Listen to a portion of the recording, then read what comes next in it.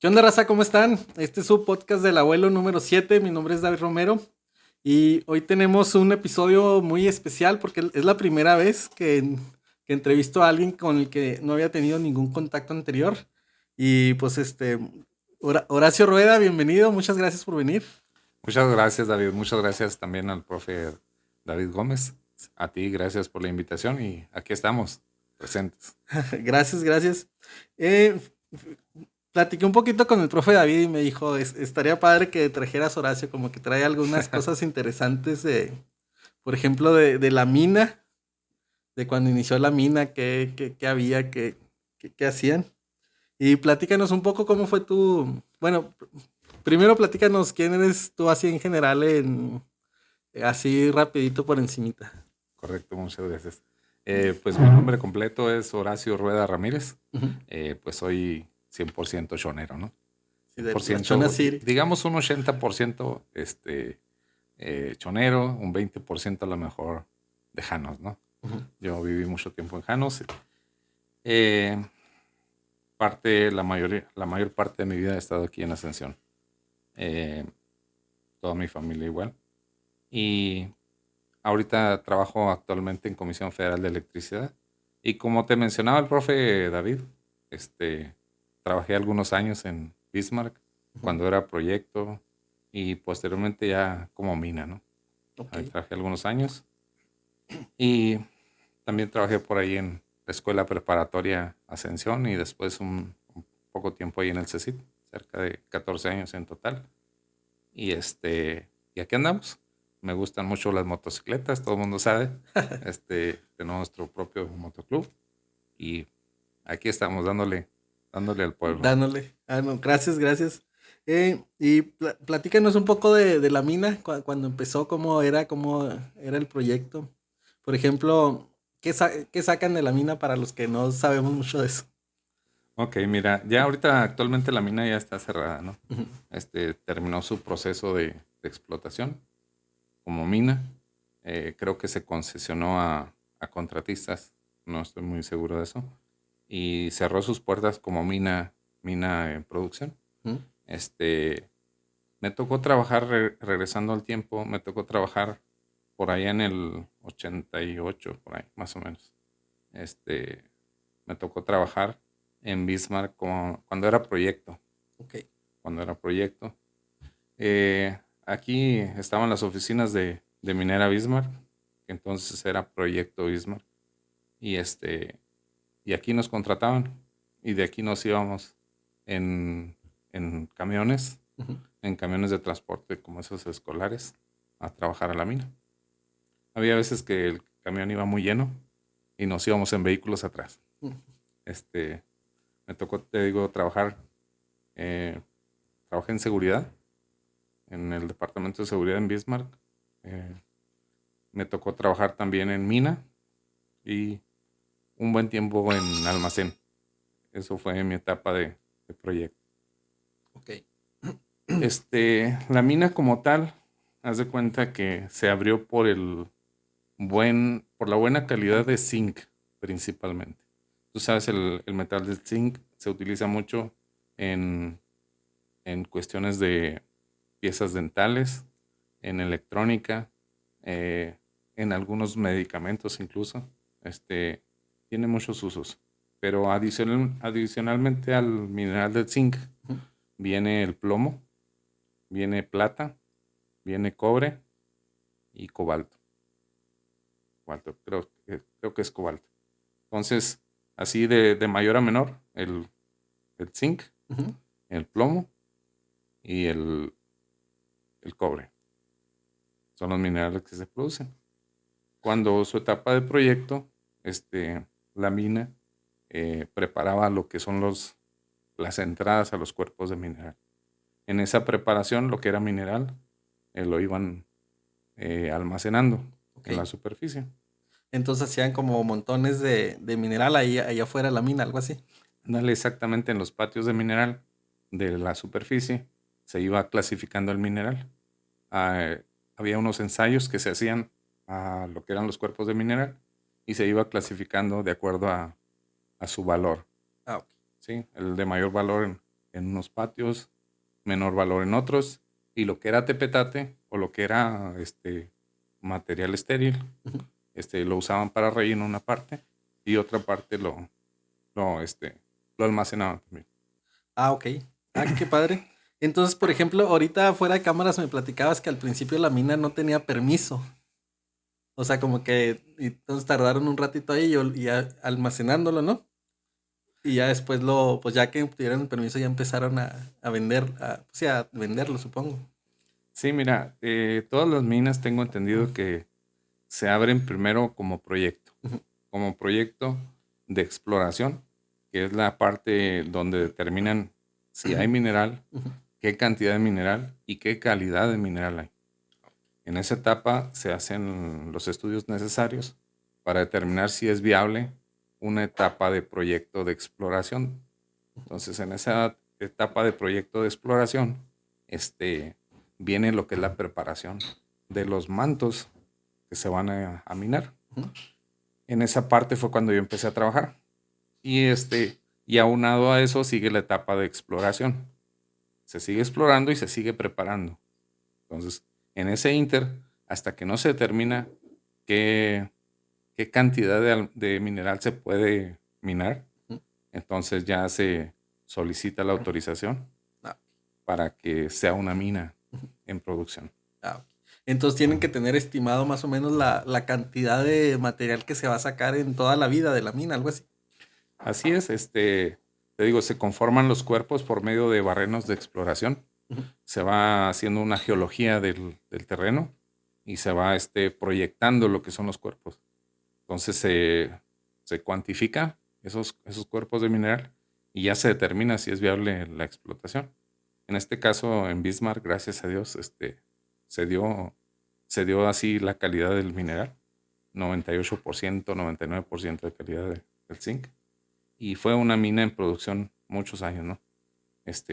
Cerca de 30 años 30 años más o menos. aproximadamente. Fíjate que yo desde que tengo memoria la mina ha estado, pues sí, abierta, ¿no? Entonces ya la acaban de cerrar. Cuando la cierran, más o menos, ¿qué procesos hacen o simplemente la abandonan o cómo es? Mira, tengo entendido que, bueno, después de la etapa de exploración, Ujú, que se empiezan ya a preparar los rebajes, los cuerpos de mineral, que ya se empieza a explotar. Entonces ya se abre como mina, ahora sí que mina completamente, y empiezan a vender el material, ujú, lo empiezan a comercializar. Cuando llega el fin, ¿verdad? Como todo, cuando le llega el fin a esa mina de su proceso de minado, entonces la ley obliga a las minas a restituir un poco el campo minado. Les obliga a restituir en vegetación, en, en los mantos acuíferos, les obliga a restituir toda la parte minada tratando de que se minimice los efectos al ecosistema del proceso de minado. Yo creo que en esa parte están ahorita. Bismarck no fue tanto el daño ecológico, por así decirlo, en la superficie, ujú. porque era una mina subterránea, pero sin embargo en su interior, este, al dejarse de minar, se deja de extraer el agua, que es uno de los primeros problemas que tenía Bismarck, el, una parte de un río subterráneo que tenían. Y, y esa parte la dejan otra vez intacta, ¿no? La dejan que se inunde Ujú. y el cauce del río subterráneo sigue su curso, ¿no? Entonces dejan de bombear esa agua y en la superficie, vamos a decir, plantan árboles, tratan de reforestar lo que se haya minado, de limpiar los campos de minerales, todos los procesos para que quede lo más vuelto a la normalidad Ok. el ecosistema. Para minimizar el impacto ecológico de la mina, por así decirlo. Así es. Ok. Y por ejemplo, te iba a preguntar, ahora que la mina, yo tenía entendido que corrígeme si estoy en lo incorrecto, que la mina, así como dices, bombeaba agua a la superficie y la ponía ahí en la superficie, ¿no? Ahora que dejaron de hacerlo, este, por ejemplo, para los ranchos acá de Ascensión, va a subir el espejo de agua o le va a ayudar o no tiene nada que ver aquello con esto. Fíjate que es difícil determinarlo exactamente. Sin embargo, yo trabajé, te digo, algún tiempo en Bismarck y en el departamento de geología y planeación. Y yo recuerdo que en aquellos años nos llegaron los estudios satelitales de los cuerpos de agua, ¿verdad? De las cuencas del acuífero.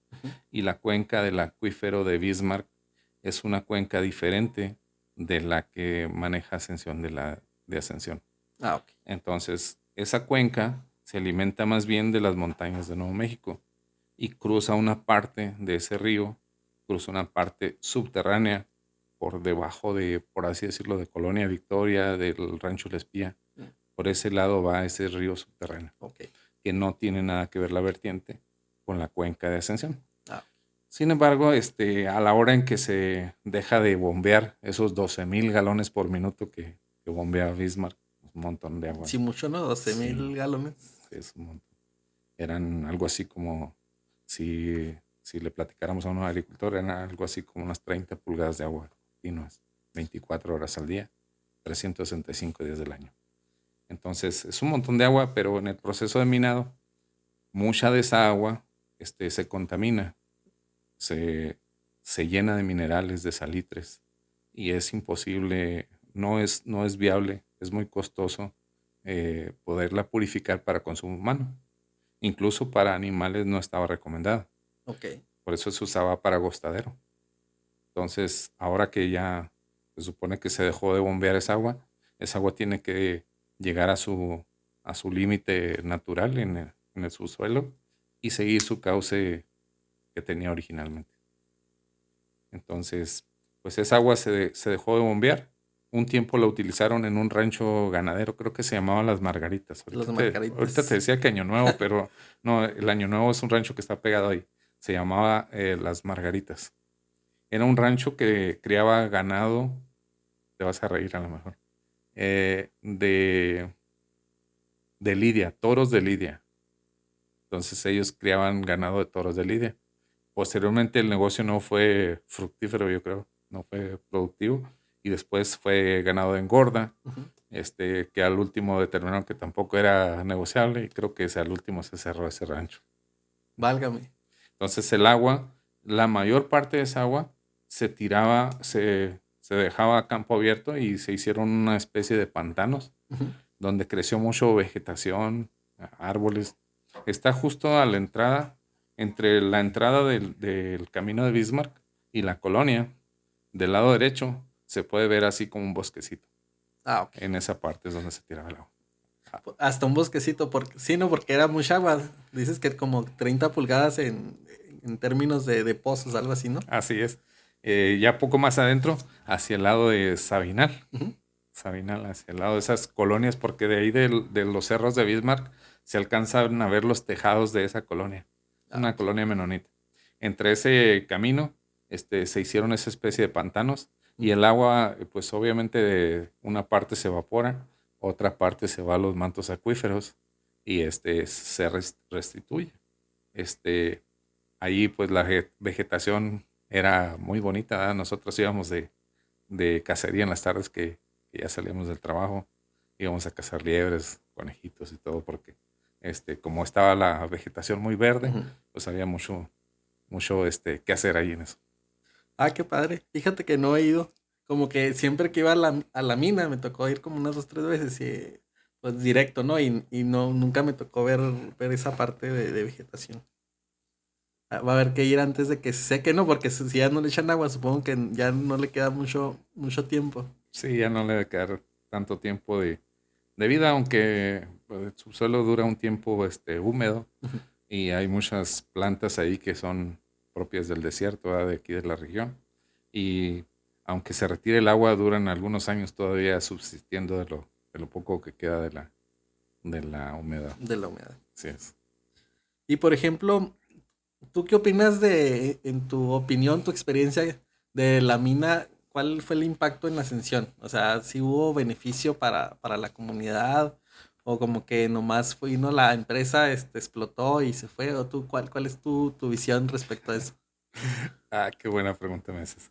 Fíjate que en mi punto de vista personal, yo siento que la mina de Bismarck vino a traer una fuente más de empleo a nuestro municipio, y no solamente al municipio, sino también a los municipios vecinos, porque me tocó trabajar con compañeros de Nuevo Casagrandes, de Ciudad Juárez, de Villa Ahumada, entonces que no tenían experiencia en minas, como yo tampoco la tenía, o no la tengo quizá todavía, este, pero sin embargo era una fuente de empleo que no había, ¿no? Ujú. Y sobre todo la paga, el pago que ofrecía Bismarck en esos tiempos era muy superior a lo que ofrecen, por ejemplo, no tengo nada contra las maquiladoras, ¿verdad? Pero muy superior a esas ofertas de empleo. Y y vino a revolucionar mucho. Había mucha gente de todos lados de aquí de la región que querían trabajar en Bismarck. A mí me tocó porque trabajaba en el departamento, otro tiempo trabajé en el departamento de seguridad e higiene de Bismarck, y yo era el que le daba la capacitación a los chavos de nuevo ingreso. Yo les daba el recorrido en Ujú. Intermina, les enseñaba a usar el autorrescatador, les ponía unos videos que hacer en caso de incendio en Intermina, muchas cosas, ¿no? De seguridad, cómo usar el casco, cómo usar la lámpara, cuándo saber cuándo se va a descargar, muchas cosas. Y me tocaba ver muchos compañeros de aquí de la región que llegaban a pedir trabajo. Sin embargo, yo noté en ese momento que la gente de la región, como no somos mineros, no estamos acostumbrados a trabajar 8 o 10 horas sin ver el sol. Trabajar en la humedad, trabajar con unas orejeras así como nuestros audífonos ahorita, las 8 las 10 horas, con un overol que te tapa todo el cuerpo con un calor insoportable, con esa humedad, con las vibraciones y los sonidos de interior mina, desde un scoop tram, desde un jumbo barrenando, desde un camión de transporte de material Ujú. subiendo por la rampa, el humo del diésel, el olor a pólvora, el sonido que te deja cuando dinamitan en los oídos, porque si no tienes tus orejeras, tus oídos se dañan muy fácil. El sonido de la percusión del martillo quebrando la piedra para que cayera a la, a la tolva, Ujú. para que de ahí se cargaran los cartuchos de mineral que salían hacia arriba por el tiro. Entonces es un ruido bastante fuerte, y la gente no estamos acostumbrados, la gente de la región no somos mineros, no estamos acostumbrados a esos trabajos. Llegaban pidiendo ese trabajo, trabajaban un tiempo, algunos sí aguantaban, mis respetos para todos, pero otros se querían luego cambiar a superficie, ¿no? Sobre todo cuando veían que había accidentes, cuando veían que de repente los que andaban amacizando, cuando minas, una parte del cielo de la parte que minaste se queda débil, se queda fracturada. Entonces las piedras empiezan a caer. Entonces tienen que entrar cuadrillas sobre los cucharones de los scoop tram Ujú. para poder empezar a tirar todo lo que está inseguro, que se caiga de una vez. Entonces muchas veces en ese trabajo, que se le llama macice, en ese trabajo de macice, hay accidentes porque se caen las piedras y golpean a las personas. Entonces ellos cuando ven un accidente de ese tipo dicen, ¿qué ando haciendo yo aquí? Pues si yo estaba acostumbrado a sembrar mis hectáreas de algodoncito, mis calabacitas y todo, y ahora ando aquí arriesgando mi vida pues sí, me gano a lo mejor un poquito bien, tengo servicios médicos, pero aquí voy a quedar. Entonces no, le busco un cambio, se querían ir a superficie, a la planta. Y la planta generalmente contrataban mucho personal de Veracruz, porque la planta, había muchas ensambladoras, y la mayor parte de los equipos que venían de allá, eran de aquel lado, ¿no? De De Veracruz. Veracruz. Fíjate que una tía mía, bueno, sí, una tía mía, se casó con un minero de Veracruz, de aquí de Bismarck. Sí, mi tía Lucy, un saludo a mi tía Lucy. De casualidad, ¿sabes el nombre del minero? Mi- Miguel, nomás me acuerdo nomás el nombre, el apellido no Miguel. Miguel Hernández. Híjole, quién Era sabe. un chaparrito, manejaba el Caterpillar. No sé. Sí, ese era. Sí, ¿Sí? yo lo recuerdo, Miguel Hernández. Miguel Un gran Hernández. amigo mío, si está por ahí en alguna ocasión que me escuche, le mando un fuerte abrazo porque fue un muy buen compañero, ¿eh? Miguel, Salvador, en paz descanse. Eran los operadores de la motoconformadora y del D7 o D9, un Caterpillar que era el que usaban para amontonar el mineral cuando iba cayendo. Y la motoconformadora que limpiaba todo el camino desde Bismarck hasta el entronque de la carretera. Entonces, ellos eran, había categorías de operadores. El operador A era el más calificado.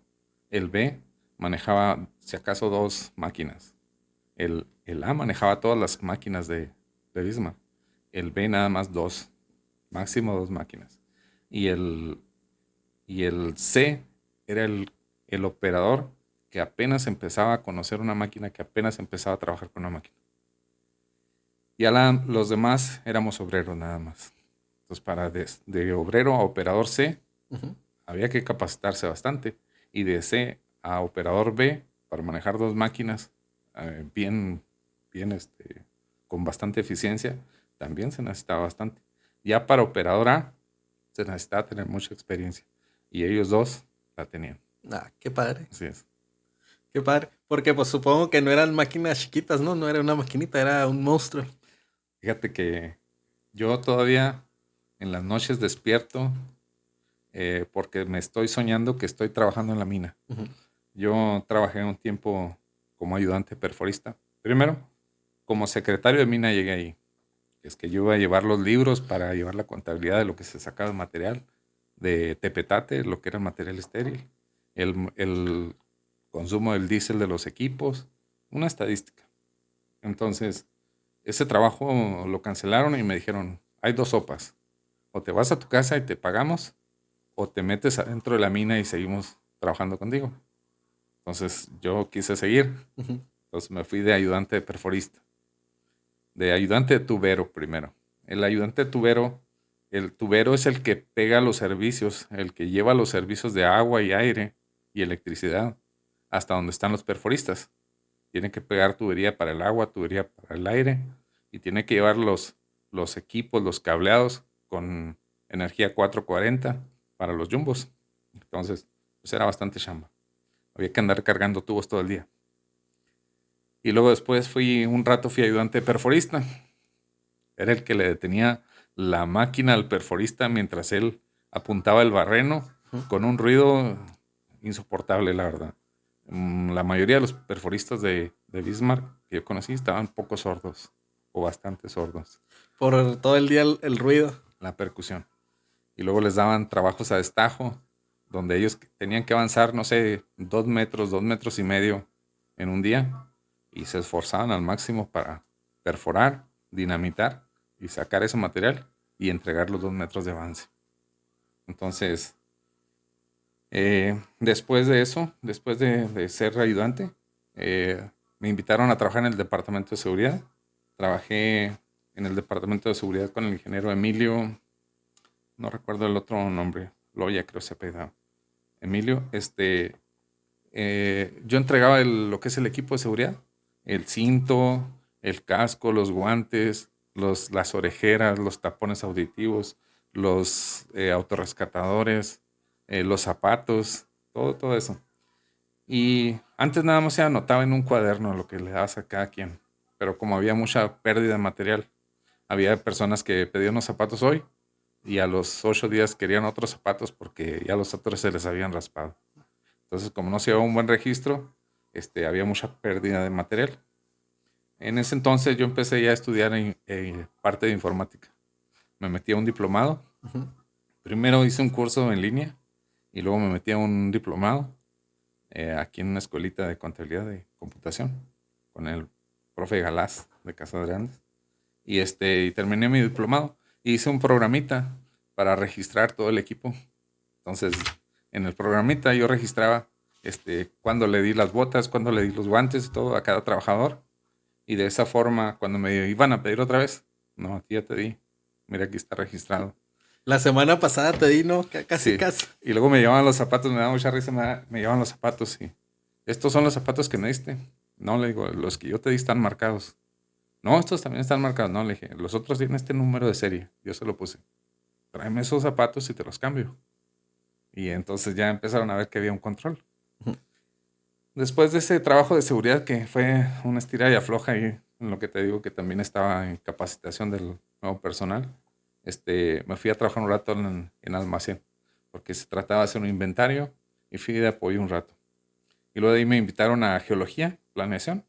Ahí estuve como, primero como ayudante de dibujante y después estuve otro rato como dibujante, con el ingeniero Roque, el Inge Roque.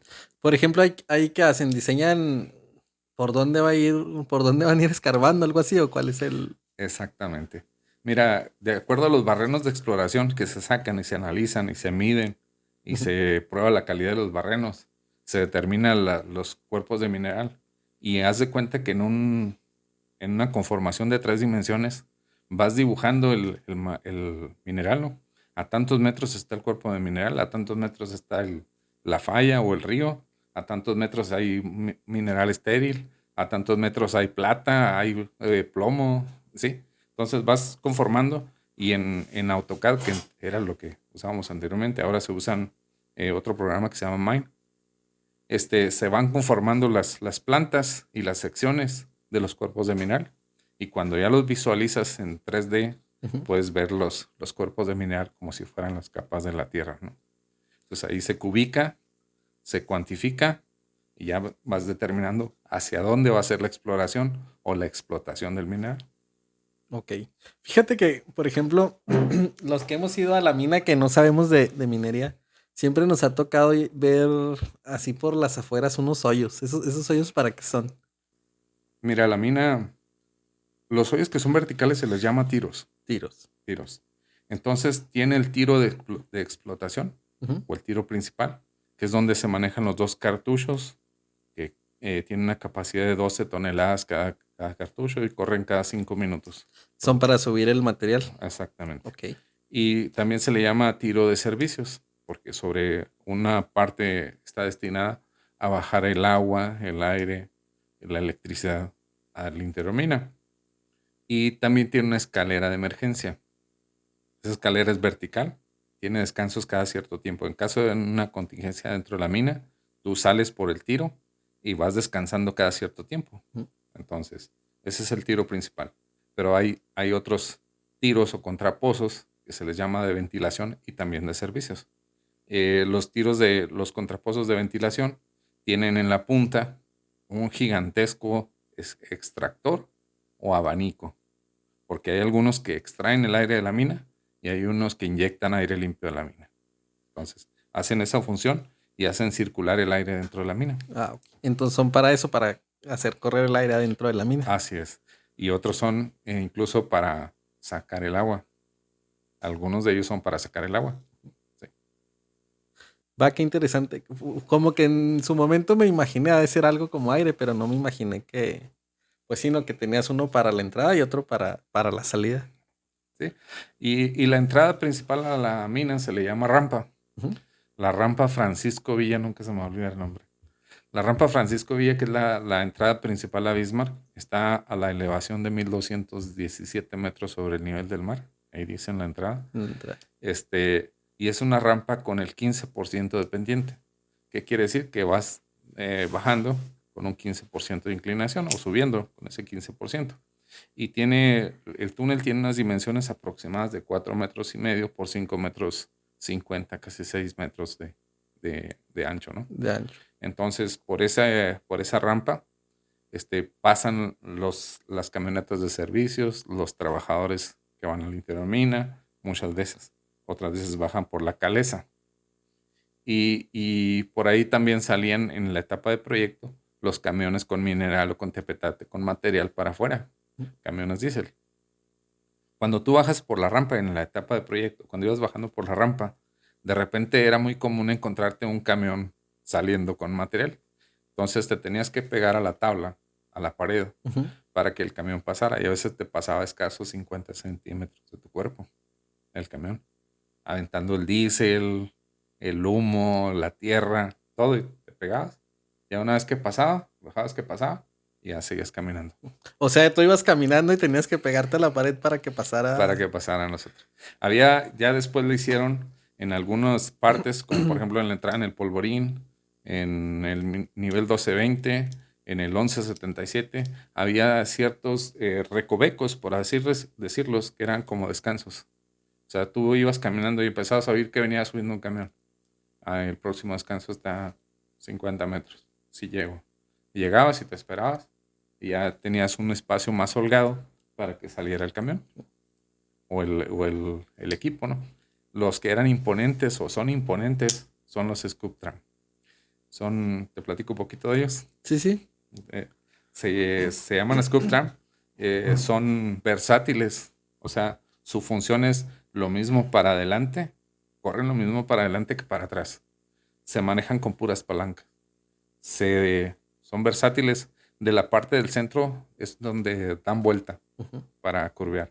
El cucharón le caben de 12 a 14 toneladas de material. Entonces, un cucharón enorme. Parecen unas hormigas gigantes. Entonces, cuando tú ibas bajando en la rampa o subiendo y oías un scoop tram, híjole, había al principio, ¿verdad? Había que Sí. tener bastantes pantalones porque esos te pegaban más, pasaban más seguido y el ruido era más fuerte y el turbo que manejan esos motores diésel son motores de 12 cilindros. Avientan mucho polvo. Entonces es un polverón muy suave. Y lo encerrado, ¿no? Emoción, sí, emoción. Encerrado. Y luego un motor de 12 pistones, supongo que traían un motor acá perrón, ¿no? Sí, grandísimo el motor. Y las llantas, me acuerdo que la llanta de una Scoop Tram, pues no he crecido mucho, la verdad, en estatura, siempre he sido chaparro, pero me salían fácil unos 30 centímetros arriba de mi cabeza. Yo creo que ahorita deben de andar igual, te digo, no he crecido mucho. Entonces las llantas de por sí son enormes y ves al operador sentado, vamos a decir, al nivel de una casa, ¿no? Ujú. Pues a ese nivel van manejando. Cuando van cargados, es otro rollo, porque cuando van cargados y van para arriba y van moviéndose sobre humedad y todo, las llantas generalmente son lisas, ¿no? Esas llantas no, algunas traen dibujo, pero la mayoría son lisas, Ujú. porque tienen mucho cuerpo de espesor. Entonces van patinando incluso sobre las piedras, ¿verdad? Para poder subir y haciendo un ruido estupendo. Esa es la parte que más me impacta y la de cuando hacen las detonaciones que les dicen los mineros cuando nos avisaban que ya estaba prendida la mecha que iba a dinamitarse. Nos gritaban, está pegado, está pegado. Y nosotros, bueno, al principio yo decía, ¿está pegado? ¿Quién? ¿Quién se pegó con quién? ¿Un perro? ¿Qué? No, no. Se trataba de que ya estaba prendida la cañuela y que de ahí iba a seguir la cañuela a dinamitar a través de todos los noneles, así se le llama, todos los bombillos de todos los barrenos de ese frente y se iba a caer el material. Entonces es donde te digo que el ruido es tremendo. Se sopletean las orejas, así. No es literal, se sopletean las orejas. Entonces los oídos te quedan un rato zumbando. Y por ejemplo, ahí tienen una forma de avisarle a todos los que están adentro. O digamos, si estás muy lejos, te llega el ruido sin aviso, o cómo es. No, mira, los que andan adentro minando, vamos a suponer que tú traes el frente 27. Ujú. Tú traes ese frente y lo estás avanzando, terminas de barrenar, lo cargas de dinamita, te aseguras de que no haya nadie en las vertientes de ese frente, o sea, que se puedan ver afectados, les avisas todo que vas a aprender, sacas toda la gente de ese frente, se van a la rampa o se van a un lugar seguro y vas y tú prendes la cañuela. Las cañuelas tienen diferentes tiempos de retardo. Las que se usaban normalmente son de 5 minutos. Entonces, prendías la cañuela y tenías 5 minutos para retirarte de ahí. Ya una vez que se retira, se inicia la secuencia de explotación de ese frente, Ujú. que es algo muy interesante. Empiezan en el centro, a detonar en el centro, y luego se van fracturando como en un círculo, Espiral. hasta, ándale, como en una espiral. Bueno, ya cuando prenden la cañuela, salen y avisan y prenden una farola. Normalmente los frentes ya que son que ya tienen bastante avance, les ponen una especie de farola en la entrada, la prenden y ya sabes tú que donde está esa farola iban a dinamitar, ya no te acercas. Si por alguna cosa te llegara a pasar, a mí me pasó una vez, pasas por un frente donde va a ser dinamitado y alguien te avisa que está pegado a ese frente, pues tratas de correr, ¿verdad? Lo más rápido que se pueda, porque las piedras que se desprenden de esa voladura, de esa explosión, vienen topando entre las paredes de las paredes y te puede tocar alguna que salga disparada hacia donde vas caminando. O sea que, ¿cómo se dice? Después de la explosión, las piedras salen entre el túnel así botando Sí, hasta... es que pues es una explosión muy grande, ¿no? Ujú, Son cerca de 24 barrenos, ujú. cada uno cargados con un bombillo de dinamita y aparte tienen mexamón, se le llamaba así. Es una mezcla de acerrín y diésel y nitrato, creo. Entonces cuando dinamitan eso, pues son, bueno, si es de jumbo, son 3 metros 20 centímetros los que se avanzan. Si es una barrenadora de máquina de pierna, es 1,70 m lo que avanza la máquina o 2,20 m lo más que avanza. Entonces toda esa cantidad de material que se desprende, que se fractura, la consistencia de la piedra de Bismarck es vidriosa. Entonces cuando la fracturas, se desprenden unas especies como de vidrios Ujú. de piedra. Entonces las más grandes pues caen ahí luego.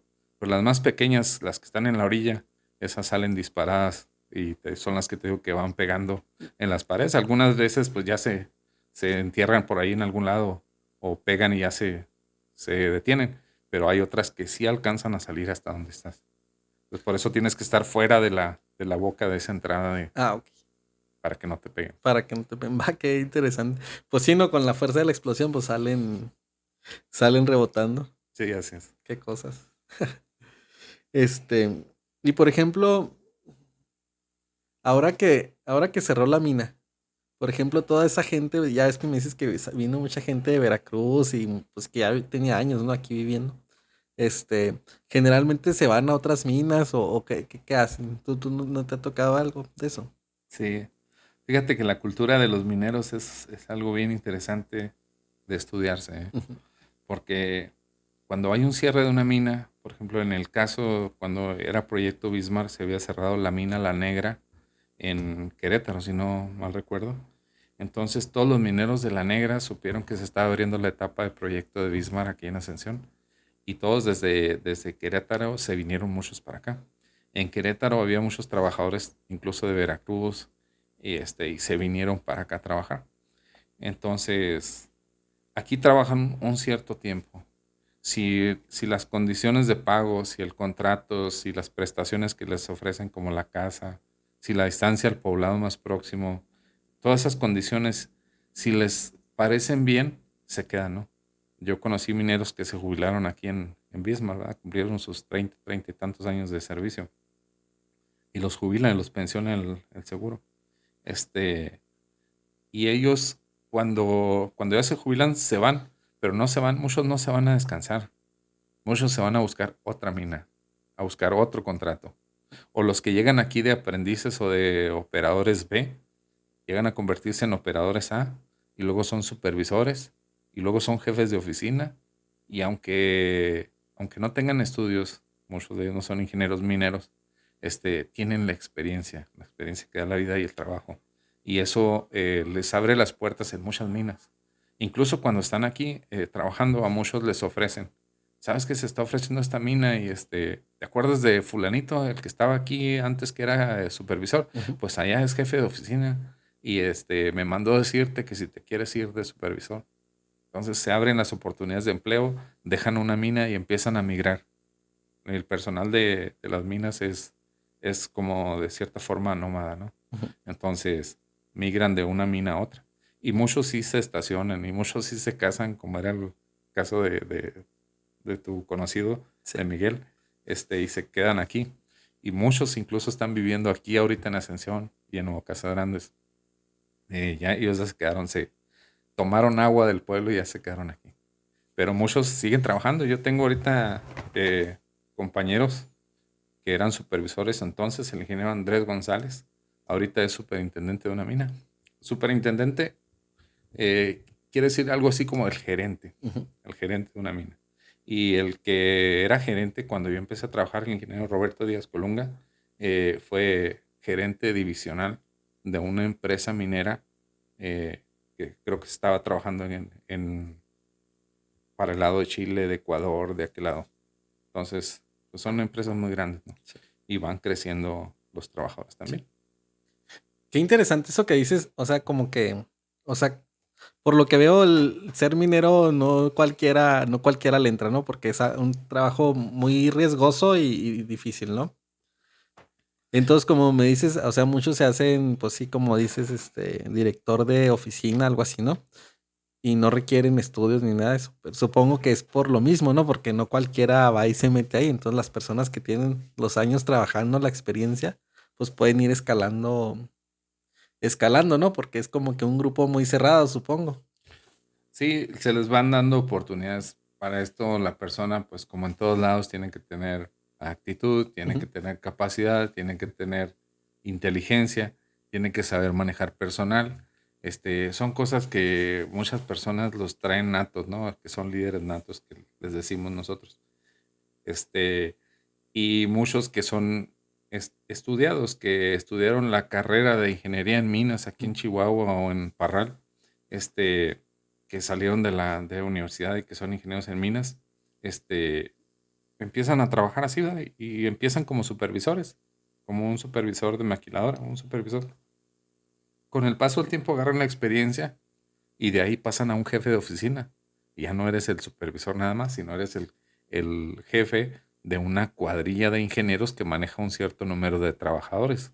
Entonces de ahí agarras un poquito más de experiencia. De ahí ya te puedes hacer con más experiencia superintendente, que sería lo que es el jefe de un departamento. Ujú. Hay departamento de minas, departamento de planeación, departamento de geología, de mantenimiento. Entonces ya te vas a ese puesto. Posteriormente te puedes hacer gerente o te puedes hacer el jefe de una unidad minera. Y después de ese proceso de gerente de unidad minera, pues ya vienen muchas oportunidades más. Ya puedes ser gerente divisional o gerente de tu compañía a nivel México, a nivel internacional. Pero pues para eso que te estoy platicando, pues se requiere muchísimo esfuerzo, no es nada más llegar y picar piedra. Se requiere esfuerzo, experiencia, capacidad, tenacidad, Sí. porque son muchos los problemas, muchos Sí, los ¿no? detalles. Simplemente para aguantar todo eso que me dijiste, ¿no? El ruido, la humedad, o sea, que no ves la luz del sol durante mucho tiempo y simplemente para esa primera etapa, pues no cualquiera se la avienta, ¿no? Supongo. Sí, fíjate que sí. Y no por nada la Secretaría de Trabajo califica de los trabajos más riesgosos que se pueden dar. En primer lugar está el del minero. En segundo lugar está el del electricista. No estoy haciendo nada menos a mis compañeros de electricidad que todos los días arriesgan su vida en las líneas. Mis respetos para ellos. Pero el trabajo que tiene el mayor grado de riesgo es el del minero, El minero. porque está todas sus horas de trabajo bajo riesgo. Y el electricista, las horas que está bajo riesgo, es las horas en que se sube a la línea, es en las horas que está operando la electricidad. Ujú. Y puede estar un cierto tiempo acatando instrucciones, capacitándose o haciendo otras cosas, mientras que el minero no. Sus 8 horas, sus 10 horas, su turno completo está bajo riesgo. Hace poco hubo un accidente, ¿no? Aquí en México, no sé en qué lugar de México, que unos mineros quedaron atrapados. Aquí nunca pasó algo semejante, algún accidente como ese. Fíjate que yo recuerdo de un accidente muy, muy conocido en su tiempo. Eh, Le pasó haz de cuenta que en el interior mina, en el nivel 1177, teníamos unos depósitos donde se almacenaba el diésel para cargar todos los equipos de interior mina. Entonces, aquí se tenía contratado con un proveedor de combustibles de aquí, el transporte del combustible hasta interior mina. Entraba la pipa cargada de combustible de diésel y de gasolina. La gasolina la dejaban en superficie, pero el diésel lo metían en interior mina. Entonces, este operador de esa pipa era hasta cierto punto un poco inexperto en lo que es el trabajo de interromina en la rampa con el 15% de pendiente que te menciono, con la humedad, con lo ruido, con lo estrecho del camino, todos esos detalles. Y tenía que estacionarse de cierta forma para empezar a descargar el combustible. Entonces a él se le hizo fácil llegar y parar su pipa y dejarla en un cambio alto según él la trancada, como Ujú. lo hubiera dejado en superficie, y bajarse a poner las calzas. Entonces, las calzas era lo que detenían las ruedas para que ya no se fuera a rodar, ¿no? Pero como lo dejó en un cambio alto, en lo que se baja la, la, la fuerza de la pendiente hace que la pipa se desplace y ya no alcanzó a ponerle las calzas Ajá. la pipa cargada de combustible se desliza hacia abajo de la rampa. Entonces se desliza y en una parte de las curvas, pues la pipa sin conductor se estrella contra la pared de la rampa y empieza a arderse, se empieza a quemar. Entonces toda esa parte del túnel de la entrada principal de la mina se contamina de humo. Ya sabemos lo que ocasiona el humo en la respiración. Y todas esas personas que estaban hacia arriba de ese tramo salieron por la rampa principal con sus autorrescatadores. No hubo tanto problema, ¿no? No había tanto riesgo de que murieras quemado, sino intoxicado por Intoxicado. monóxido. Pero sin embargo, como la ventilación estaba hacia abajo, mucha parte de ese humo se fue hacia abajo. Y los que estaban abajo no podían salir por ese camino porque estaba la pipa ardiéndose. Ujú. Entonces tuvieron que salir por el tiro, por la escalera de emergencias que te mencionaba ahorita.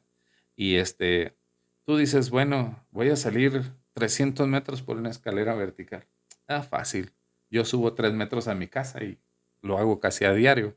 Pues no, compadre. Súbete 10 metros en vertical, en una escalera vertical, y vas a saber lo que es Sí. bueno. Ahora, esos son cada 10 metros, cada 15 metros hay un descanso. Subir 15 metros verticales en una escalera está canijo, se requiere bastante mollero.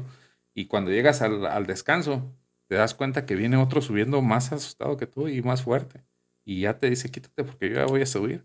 Entonces se empieza a amontonar la gente en las escaleras y es un caos. Ah, sí, ¿no?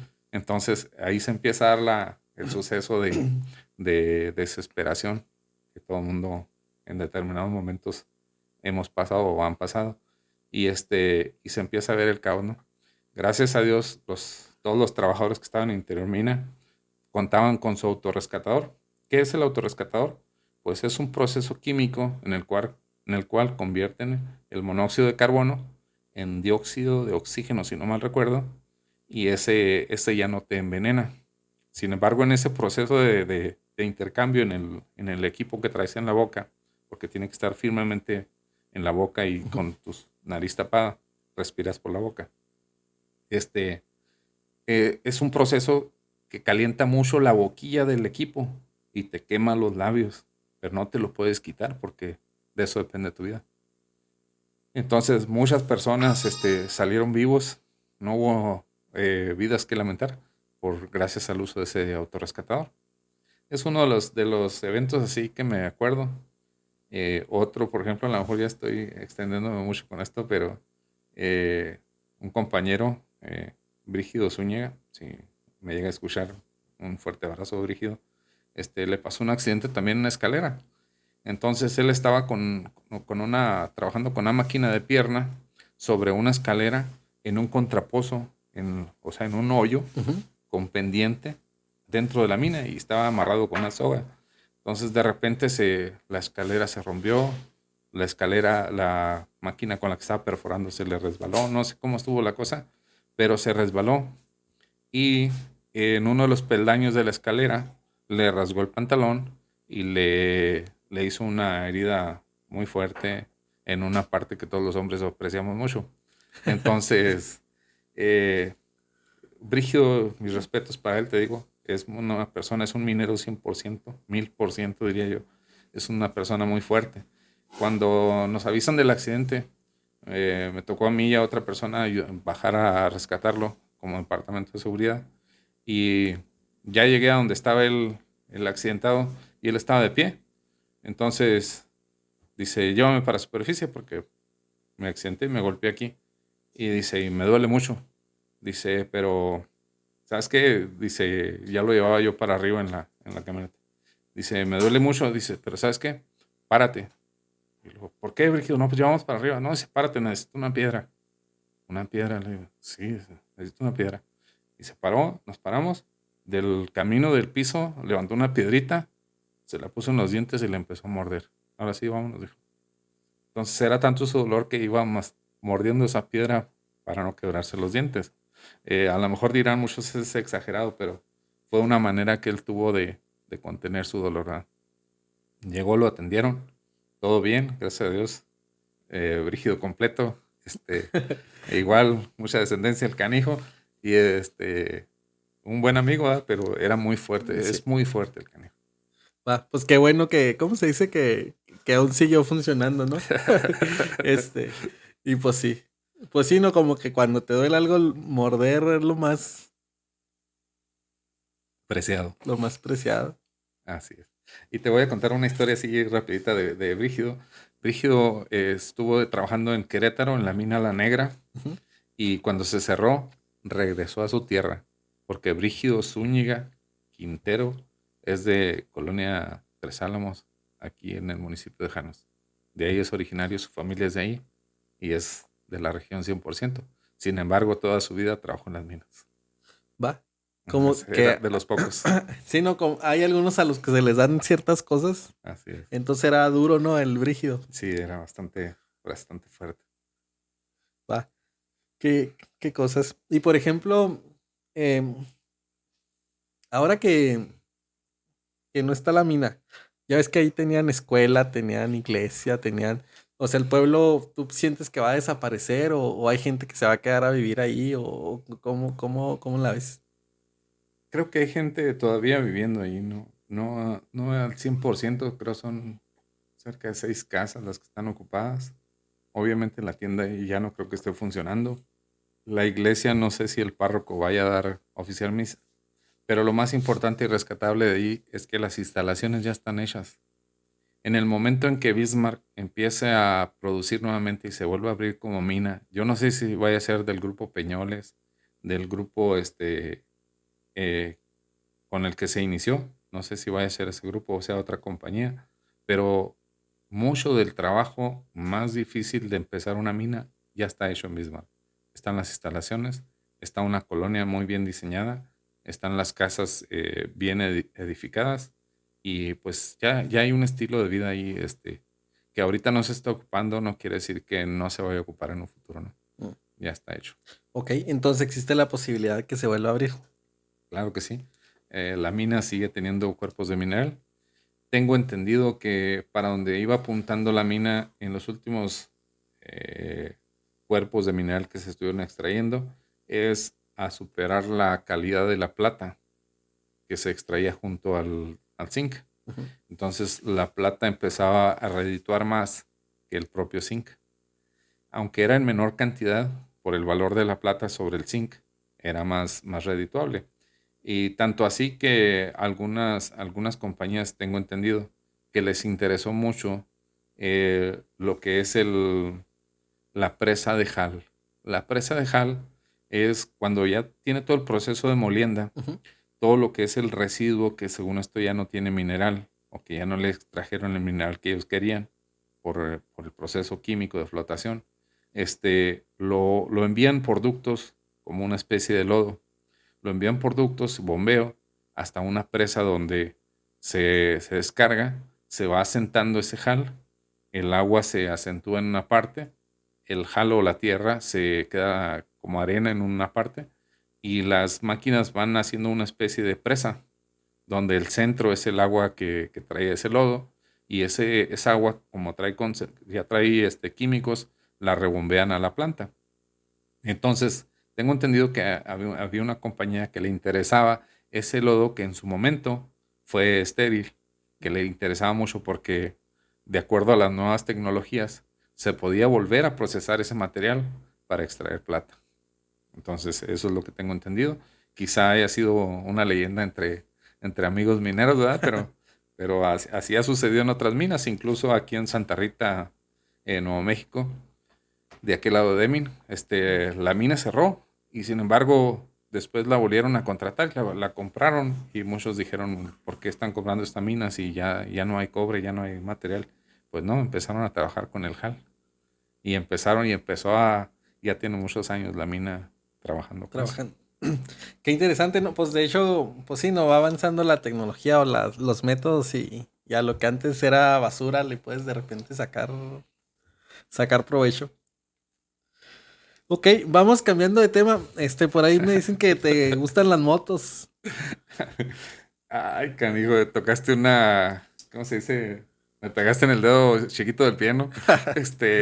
No, sí, me encantan las motos. Toda la vida me han gustado las motos desde niño. Me acuerdo que mi papá compró una moto y nosotros tenemos ferretería en Janos, por eso te decía que Ujú. viví 10 años en Janos. Soy, me siento parte janero, parte chonero. Y y en esa parte de mi vida llegué a conocer motociclistas que iban de pasada a Peñasco, a Agua Prieta, en motos chicas en aquellos años, Ujú. pero me llamaba mucho la atención. Después mi papá compra una con los cuernos chuecos. Me acuerdo que le íbamos derechos, pero los cuernos Los siempre iban cuernos acá. chuecos porque se habían volteado en ella. Y la usábamos para cobranza. Mi papá me enseñó, así como me enseñó a manejar, también me enseñó a manejar la motocicleta. Y yo iba a cobrar hasta las colonias, hasta Casejanos, Fernández Leal, Tres Álamos, toda esa parte de ahí que antes yo iba a cobrar las notas de crédito de mi papá de la ferretería. Y de ahí me empezó a llamar la atención. Ya años después, pues compré mi primera moto ya trabajando en comisión Ujú. aquí en Puerto Palomas. Y aunque me duró muy poco el gusto porque mi hijo estaba muy pequeño y nos caímos aquí en un lado de la plaza. Una señora abrió una puerta de un carro y nos tiró en la moto, ¿eh? Nosotros íbamos bien, pero la puerta era un LT de esos largos. Ajá. Y la puerta la abrió demasiado y nos estorbó en el carril donde íbamos y nos caímos. Y la quise vender luego porque sí me dio pendiente, sobre todo por mi hijo. Ya años después, ya más viejo de lo que, digo, de más edad, Ajá. compré otra, ya casi a punto de terminar de dar clases en la prepa. Y hasta ahorita, desde entonces hasta ahorita, no he dejado de tener De motocicleta. tener moto. Así es. Ah, qué padre.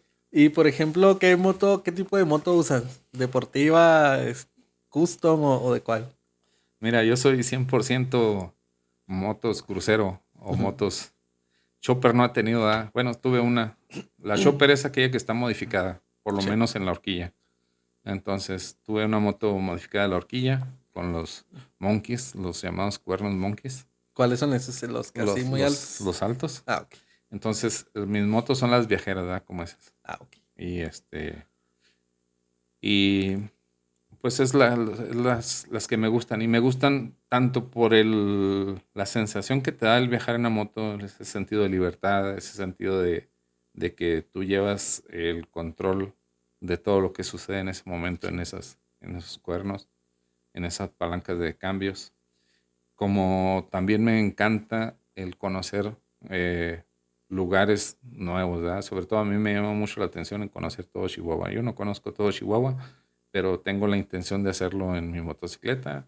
No viajo muy seguido, pero cuando viajo lo disfruto muchísimo. Sí. Fíjate que algo que, por ejemplo, yo noté en la moto, que por ejemplo no pasa en el carro, como que en el carro tú vas manejando y hablando por teléfono y moviéndole al estéreo. O sea, como que puedes hacer otras cosas. Y en la moto, como, y más en la ciudad, como que tu enfoque tiene que ser ahí. O sea, no puedes ir en otro como divagando, en otro tienes que ir más alerta. Como que tus sentidos como tus sentidos se enfocan en lo que estás haciendo. 100% tiene que ser así porque de otra forma tienes un riesgo muy alto de accidentarte. Ujú. Sin embargo, motociclistas ya grandes, muy experimentados, los llamados, esos son los bikers. Los llamados bikers, pues tienen esa habilidad, pueden ir hasta incluso grabando el entorno y al mismo tiempo que van manejando. En su casco traen alguna videocámara en su moto, este, o incluso en el celular, ¿verdad? Pueden ir manejando y pueden ir grabando. Son riesgos que ellos asumen. No quiere decir que sea lo correcto, que sea Ujú. lo más indicado, sino son riesgos que ellos asumen. Como así asume también un automovilista el ir contestando un teléfono cuando Sí. va manejando. El mismo tipo de riesgo, pero sin embargo, ellos lo hacen igual que lo hacen los automovilistas. Entonces, lo recomendable es no, ¿verdad? Ujú. El viejo motociclista siempre te va a decir que nunca debes de traer música en tu moto porque todos tus sentidos deben de estar en tu motocicleta y en el camino. Entonces, tú debes de estar pendiente de todos los sonidos de tu motocicleta, de todo lo que está enfrente y de todo lo que viene atrás, porque tú tienes que tener 360 grados de de observación de lo que está sucediendo y de tu motocicleta. La motocicleta y tú en determinado momento tienen que ser uno solo. En la sincronía de los cambios, en escuchar el motor y saber cuando quiere un cambio más adelante o un cambio más bajo, en la distancia en la que vas a frenar, en el grado de inclinación que vas a tener para curvear, en la forma en que vas a curvear, en el camino si ya lo conoces y si no lo conoces en tener todas las precauciones debidas para poderlo cruzar, sea una curva. Y muchos van a pensar que es muy fácil cruzar una curva en una motocicleta, sobre todo los que no se han subido. Cuando tú curveas en una motocicleta, dices, pues nada más te inclinas y le das vuelta al volante. Pues no, señor. Te inclinas, sí te inclinas, pero tus manubrios van al lado contrario donde va la curva. Curveas al lado contrario. Ujú. Y lo que hace que des vuelta es la inclinación que le das a tu peso sobre la moto. A esa inclinación, a ese grado de inclinación, en una curva, si te encuentras una piedra, una tabla, un obstáculo cualquiera, debes de tener la habilidad para poderlo sortear cuando vas inclinado. Entonces, todos tus sentidos tienen que estar en eso. Yo no soy un biker, yo soy un aprendiz de biker. Ok. Tengo todavía muchas cosas que aprender, pero me encanta ese estilo de vida. Me encanta. Me gusta mucho el hecho de ser turista y motociclista. Sí, está muy padre, ¿no? Y cómo se dice, qué bien que mencionas eso, como mi forma de verlo es como que la aerodinámica de un carro es muy diferente a una moto. Simplemente al frenado y todo eso como que es otro, y como que poco a poco tienes que ir adaptándote, aprendiéndole, porque no es así como que me subo como en el carro y vámonos. Sí, tienes razón. Fíjate, una cosa, tocaste un tema muy interesante y que muchos no lo respetamos. Y yo siempre me incluyo en las cosas malas. No quieres que todo el tiempo haga yo cosas malas, pero yo siempre me incluyo en las cosas malas cuando estoy hablando yo. Entonces, muchas veces lo que no hacemos es respetar las distancias de seguridad de frenado. Una moto no frena en la misma distancia que un carro. Aunque tú digas, son menos ruedas, debe frenar más rápido. No, señor. El peso de la moto es muy desproporcionado con el área de pisado, de rodado de las llantas. Entonces te gana el peso, te gana la inercia y tu distancia de frenado debe ser hasta 15 veces más el largo de tu motocicleta. Si en un carro frenas a los 10 segundos de haber pasado un objeto, en la motocicleta tienes que contar 25, 30 segundos. Entonces muchos somos muy osados, somos muy arriesgados Ujú. y nos encimamos mucho a los vehículos que van en movimiento. Sin embargo, si esos vehículos en movimiento se detienen, en ese momento nos causan un problema muy grave porque no puedes frenar en la misma distancia. Sí, no alcanzas a No frenar. alcanzas a frenar. Ahora, otra cosa, la aerodinámica es una, ¿verdad? El aire que vienes en contra, aunado al aire que te avientan los vehículos que te van cruzando, causa cierta inestabilidad en la moto. Pero eso tienes que aprenderlo a sortear con el paso de los años, de la experiencia. Tienes que saber que al encontrarte un vehículo grande, sabes que te va a aventar una Te bolsa va a de aire aventar. y tienes que cruzarla. Te abres poquito y te cierras hacia donde viene el vehículo para cruzar esa bolsa de aire. Ujú. Esa es una. La otra es que cuando hace mucho aire, la moto te la va a tratar de tirar. Imagínate una bicicleta o imagínate tu teléfono en forma vertical. Si le sopla un aire, es muy fácil que se caiga, no es lo mismo que esté horizontal. Ujú. Entonces es igual la moto. ¿Qué es lo que tienes que hacer? Tienes que inclinar la moto hacia donde viene el aire para poder soportar la fuerza que La tiene el fuerza. aire. Y tienes que tener en cuenta el aire que te mencionaba ahorita de los vehículos que vienen en contra. Y si vas atrás de un vehículo, la ola de aire que va dejando el otro vehículo también dejan un hueco en el centro. Si te pegan mucho, dejan un hueco que si vas a una velocidad forzando la moto para alcanzar y llegas a ese hueco, se acaba la resistencia y alcanzas muy rápido al otro vehículo. Entonces, todo eso tienes que tener en cuenta. Sí, no. De hecho, fíjate que una vez me tocó en una frenada así de como casi de emergencia. No, no, más bien que yo no iba en mis cinco sentidos y no vi un tope. Y como que frené así de repente. Y como que no es como un carro, ¿no? Que vas así como más derecho, ¿no?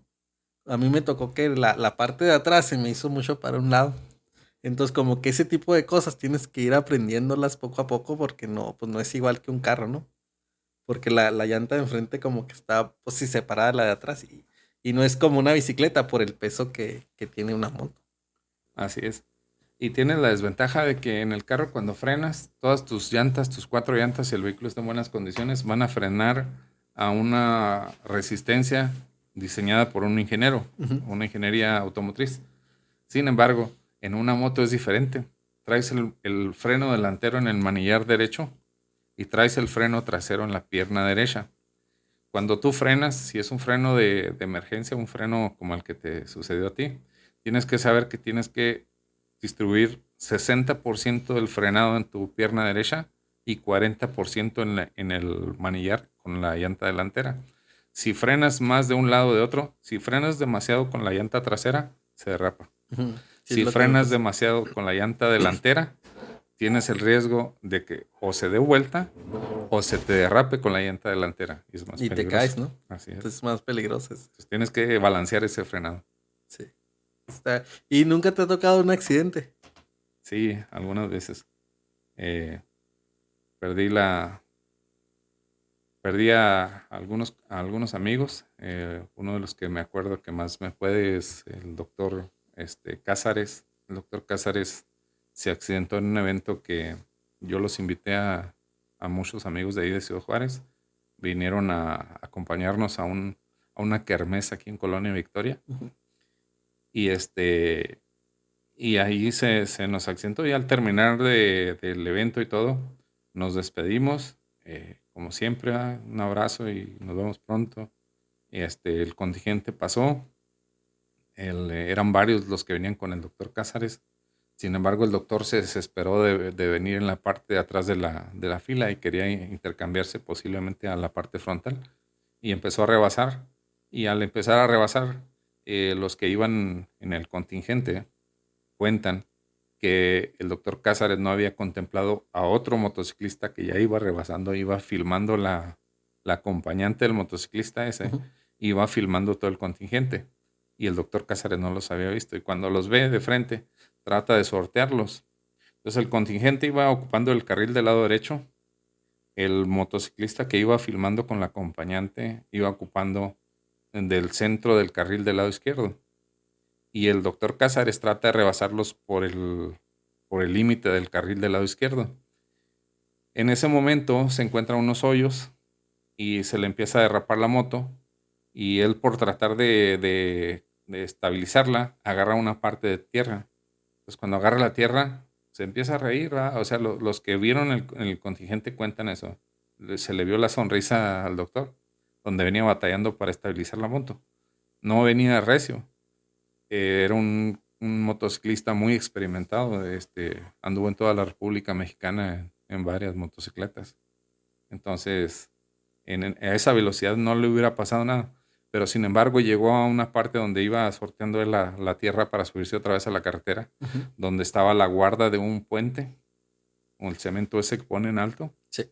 y ahí le pegó la llanta delantera. Al pegar la llanta delantera, pues dio vueltas la motocicleta y para mala suerte o designios, la motocicleta le cayó encima. Entonces tuvo fractura de columna, costillas, cadera, piernas, brazos. Entonces lo alcanzaron a llevar a Las Cruces y de Las Cruces lo volaron a Deming, perdón, Ujú. y de Deming lo volaron al Paso y en el Paso falleció. Fue una de las muertes así que más me han impactado. Ha habido otros accidentes, mucho me impactó mi compañero de aquí de Ascensión, Israel Parra, que él chocó contra un autobús. A raíz del choque, pues también perdió la vida. Esa me dolió en el alma y también fue en motocicleta. Y así como esa, pues me han tocado algunos otros accidentes, a lo mejor no vivirlos de cerca, pero estar muy cerca de esas personas cuando se accidentan, ¿no? Entonces dicen, en este rollo de las motocicletas, nomás hay dos tipos de motociclistas, los que ya se cayeron y los que nos vamos a caer. Sí, pero ¿no? siempre hay esa experiencia. Tú, por ejemplo, ¿por qué crees que, o sea, que después de haber visto ese tipo de cosas, o sea, que una persona, o sea, se accidenta y pierde la vida, ¿por qué crees que seguimos haciéndolo? Sabes que es una pasión. Más que ser un hobby, es una pasión, porque empieza como un hobby, como que te gustan las motos, te gustan los cromos, te gusta cómo suena, ahí está, ahí es un hobby, ¿no? Eh, Te compras la primera y sigue siendo un hobby. Le compras adornos, le compras dos o tres cosas, ok, pero la empiezas a disfrutar, empiezas a viajar, empiezas a conocer lugares, empiezas a ser parte de tu motocicleta, la empiezas a conocer a fondo de lo que suena, cómo suena, de dónde suena, qué le falla, qué no le falla, y te haces parte de la motocicleta. A eso júntale el placer que te da conocer lugares hermosos. ¿Verdad? Estoy hablando de Chihuahua. Para mí no discrimino a los demás estados, pero para mí es de los más grandes en belleza. Entonces, conocer Krill, conocer Huachochi, Guatopilas, Madera, La Junta, Cuauhtémoc, Ojinaga, o sea, son lugares que cada uno tiene su hermosura y te cautiva y dices, el próximo año voy a volver aquí. Y el próximo año haces todo lo posible y ahí vas y se empieza a hacer una pasión. Se empieza a sentir esa pasión a la hora de rodar, esa sensación de libertad.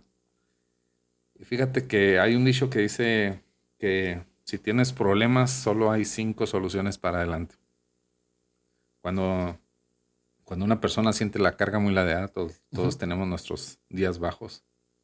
Agarras tu motocicleta, si tú eres motociclista, agarras tu motocicleta y hay 5 soluciones para adelante, 5 cambios para adelante.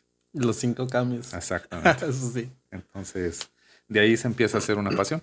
Y ya cuando se hace una pasión, suceden los accidentes, los ves con tristeza, los vives, vives el dolor y todo, te duele, pero eso en cierto tiempo y a muchos de nosotros nos pasa de que te sirve para ser mucho más precavido. Entonces, tratas de no correr, de no alborotarte, porque la adrenalina es bien cabrona, lo puedo decir, ¿verdad? Sí, ¿verdad? O como que, o sea, entre más le aceleras, como que quieres más y más y más. Porque yo empecé con una moto chiquita igual, con una 250, una itálica Sí, 250. Y como que al principio sí, muy despacito y como que poco a poco le metes más, más. Y al final pues ya le metía todo y ya no daba, ya no daba más, ¿no? ya no daba más. A todos nos pasa. Fíjate que la primera moto que te digo yo era una 250, una Honda 250, una Honda Rebel 83. La segunda moto que me compré en Palomas era una Honda Rebel 250 modelo 89. Después de esa moto, cuando me caigo y a los pocos años, ya cuando ya no iba a seguir dando clases en la prepa, ya lo había decidido, me compro una moto, una Honda Goldwing 6 cilindros, motor 1500. Era un monstruote, era una Cabrón, moto sí. viajera. Entonces, tan así que la tuve muy poco tiempo porque la verdad yo soy chaparro. No, quien me conoce no me lo podrá negar. Soy chaparrón. Entonces, manejar una moto de ese peso, de esas dimensiones, en ese tamaño, era complicado, sobre todo aquí en el pueblo. En la carretera no me importaba. Pero en el pueblo, ir a una tienda, ir a algún lado, era complicado. Me cambio esa moto y consigo otra. Y en ese paso que te estoy platicando, siempre sucede lo que te pasó a ti. Tienes una moto pequeña, le empiezas a dar con miedo, dominas el miedo, le agarras confianza y después sientes que ya no es suficiente y te compras una más grande. Vuelves a pasar el mismo ciclo y te compras otra más grande. Hasta que llegas a una mostrota y dices, ah, caray, ya ando en las grandes ligas, ¿no? Ya traigo Sí. una moto muy grande. Y a lo mejor te va a suceder como me sucede a mí.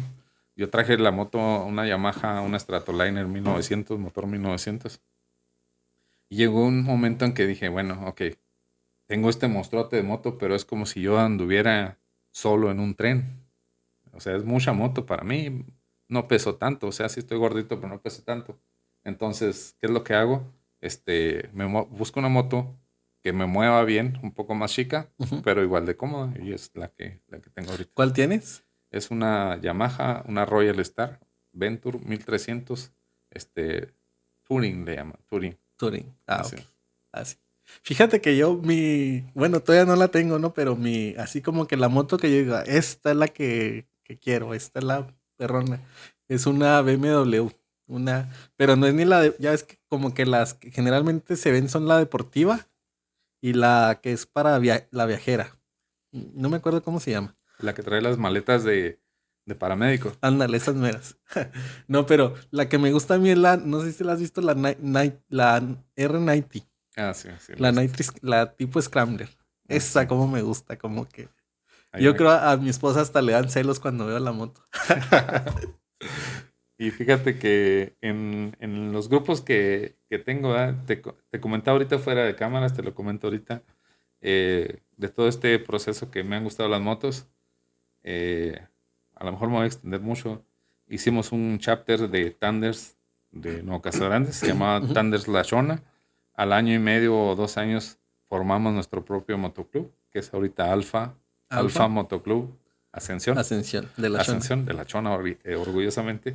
Y, y en ese inter tuve muchas amistades y empezaron a formar una hermandad de motociclistas de aquí del estado de Chihuahua. Y así se llama, Hermandad Biker del estado de Chihuahua. Empecé a participar, empecé a conocer gente, al rodar a saludarlos y todo. Y actualmente en esa hermandad soy el presidente estatal de la Hermandad Biker del estado Hermandad de Bike. Chihuahua. Ah, qué padre.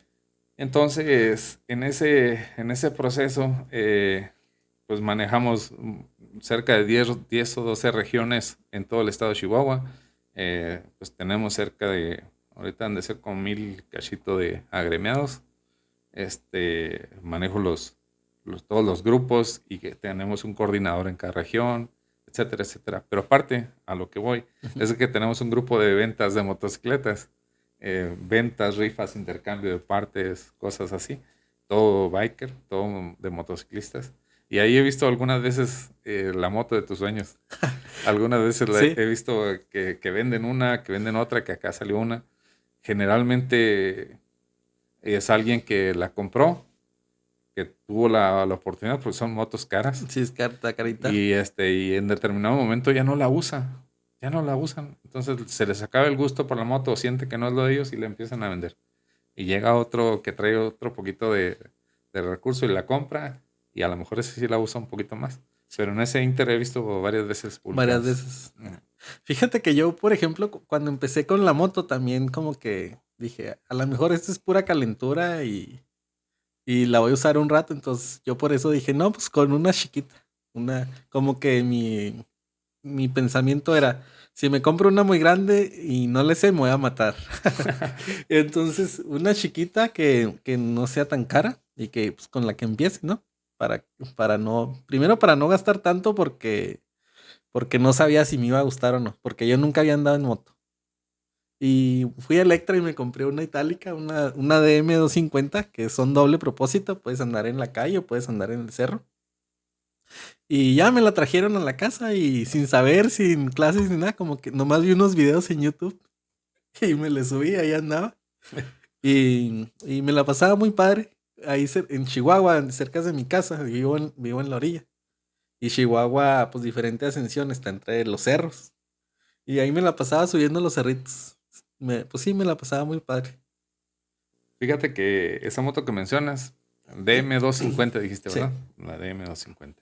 Si no me equivoco, mi amigo Tello Inostroza, originario de aquí del Ejido 6 de enero, que está en Ciudad Juárez, él fue trailero muchos años, es motociclista muy, muy experimentado. Ha andado en toda la República Mexicana. Él recientemente, si no mal recuerdo, julio de este año, en una DM 250 sale de Ciudad Juárez y se va hasta México, a México Distrito Federal. Y creo que es la segunda vuelta que da en una moto, en esa En moto, esa. en esa moto. Entonces, él tiene una Harley grande, creo es 1450 centímetros cúbicos, pero también le gustan las motos pequeñas, o sea, el hecho de que sea una moto pequeña no quiere decir que sea una moto desechable o algo así. Sí, ¿no? Es una moto que requiere más cuidados, obviamente, o requiere también muchos cuidados, pero igual te puede llevar a donde tú quieras. El detalle está en que tú le des lo que la moto necesita para trabajar normalmente, que no la le des demasiado carrilla, Sí. que la apures mucho y que le des los mantenimientos correctos, ¿no? Eso es lo que se necesita. Fíjate que en YouTube vi un vato que tenía una motoneta ¿Eh? y que iba por toda Latinoamérica en una motoneta, una 120 o algo así, pues sí, una cosita. Sí, así es. Sí, hay una motoneta, una historia de un biker que trae una motoneta, creo que 150 centímetros cúbicos. Ujú. Entonces maneja 60 kilómetros por hora. Y ha viajado mucho en toda la República. De hecho, tiene una página de Facebook, Ujú. con todos los viajes que ha hecho, los lugares que ha visitado. Y no, te vuelvo a repetir, o sea, la motocicleta no hace al motociclista. El motociclista hace a la motocicleta. Ah, sí. Que también hay otro dicho, ¿no? Que dicen que en las rectas se conoce la máquina y en las curvas se conoce al chofer, al Al conductor, piloto, al piloto. al piloto así es. Yo te voy a decir que no soy muy experto para curvear, como Ujú. te comentaba ahorita. Yo soy muy precavido. eh, en otros lados me dicen de otra forma, ¿verdad? Pero yo soy muy precavido y procuro curvear a la velocidad que yo me siento seguro. Porque muchos les gusta la adrenalina, les gusta sentir la inercia, ese sentido de que la moto te jala para un lado, tú la jalas para el otro, Ujú. en la curva. No, yo sí tomo mis precauciones. Y, y es sano que tú manejes una motocicleta sin que tengas que aparentarle a nadie. Tú maneja tu motocicleta como tú te sientes seguro. Eso es lo principal. Sí, no, sin tratar de hacerle al valiente Exactamente. porque sí, está cañón. Sí. ¿Cuál es, cómo se hizo tu peor caída? ¿Cómo fue? Aquí fue, aquí donde estamos ahorita físicamente, a una cuadra de aquí, hacia mi casa. Ah, sí. Ahí dando la vuelta ahí en la casa de enfrente de, que es Mingo Prieto, Ujú. ¿sí? El señor Lozano, por ahí di vuelta en la Stratoliner que te digo. Sí. Di vuelta y frené de repente porque se atravesó un perro. Frené de repente con la llanta delantera y había arena había como gravilla ahí en el camino de tierra, lo que antes era tierra. Este, y pues la llanta adelante se derrapó y me caí, ¿verdad? Pero de esa caída no he tenido ninguna otra más grave. No me he caído ninguna otra vez. He estado a punto de a lo mejor de chocar, de accidentarme, de algo, pero no me he caído. Pero nada, así. La que te comentaba ahorita con mi hijo aquí en el centro, pero Ujú. pues fue una caída ahí mismo, o sea, esas son las dos caídas que he tenido. ¿Que has tenido? Sí, no. Va, pues te ha ido bien. Gracias Sí. a Dios que sí, Bueno, no te ha ido tan mal, más bien. esperemos que cuando me toca, cuando me toque, me dejen platicarla, ¿no? Sí. Ujú. Fíjate que cuando andaba en esta moto, a mí me gustaba irme al cerro, porque ahí estaba cerca. Y una vez, no sé por qué, como que lo pienso hacia el pasado y decía, pues, ¿en qué estaba pensando? Porque iba a las 8 de la noche más o menos, ya estaba oscuro. Iba yo solo, bajando el cerro en la moto. Y como que había una piedra que no vi porque igual con la luz de la moto y todo se me pasó. Y me dobló los cuernos Ujú. y ahí voy por enfrente. Ah, Y fíjate que lo bueno es que pues sí traía mi casco y mis guantes. Porque yo recuerdo que sentí un golpe aquí en la cabeza cuando caí. ujú. Entonces yo creo que si no traigo casco o hubiera quedado ahí o mínimo una buena descalabrada me hubiera dado.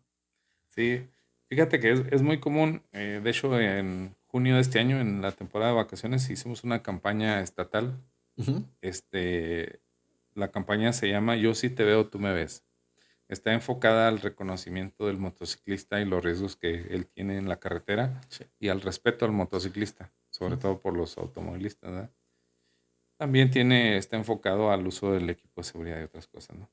Entonces, en eso hace mucho hincapié en el uso del equipo de protección, ¿verdad? Porque la vieja escuela de los bikers No voy a hablar de nadie, compañeros. No se me pongan tristes.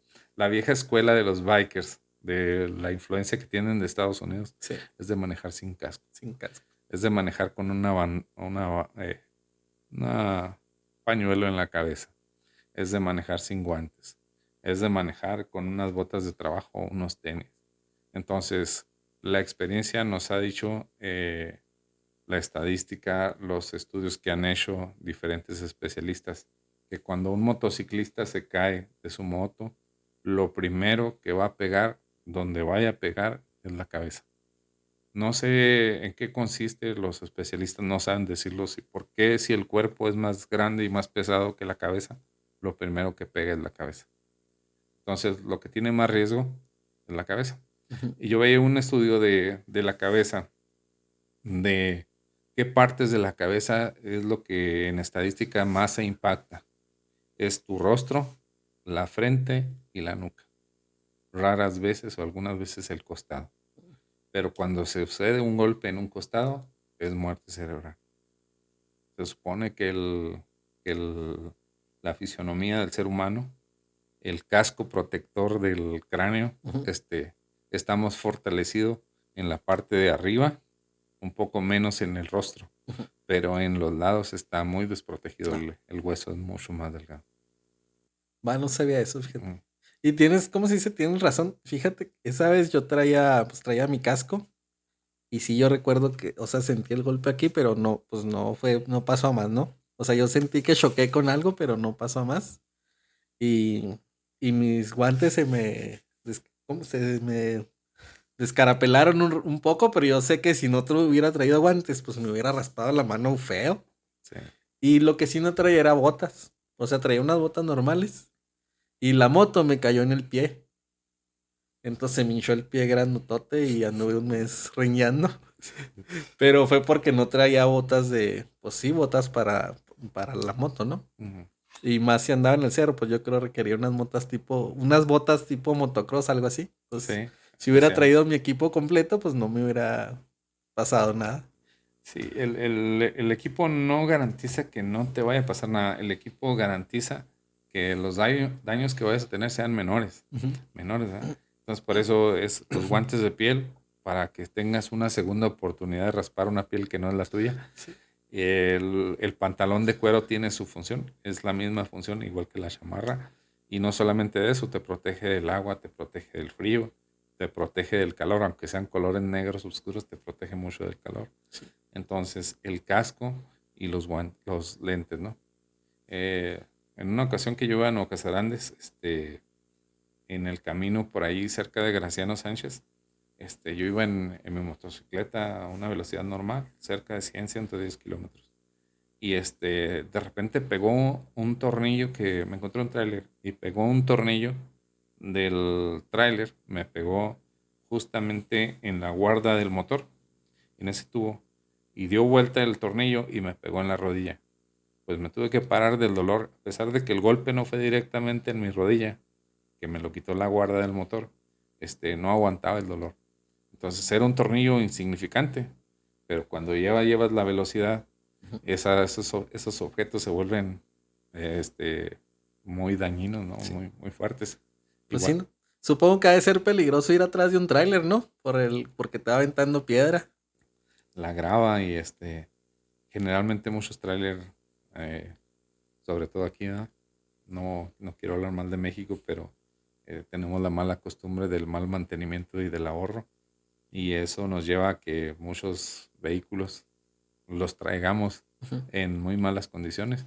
Y ir detrás de un tráiler significa que estás arriesgando tu vida, porque si un tráiler de esos que van ahorrando combustible, llantas y todo, se le truena una llanta, por decir un ejemplo, se le truena una llanta y uno de los hules de las capas de las llantas se desprenden, porque se desprenden como flechas, te llega a pegar, no la cuentas, Sí, no. porque la velocidad del peso del hule y todo lo que conlleva, pues es seguro que te dañe mucho, ¿no? Esa es la desventaja de las motocicletas contra los carros. Retomando el punto de Sí. la aerodinámica que decías ahorita, nosotros no tenemos la ventaja de que en un carro te proteja la estructura del carro, las bolsas de aire y los cinturones. Sí. En la motocicleta no. En la motocicleta tu protección es tus sentidos y tu equipo de protección. Y lo buen piloto que seas en tercer lugar. Sí.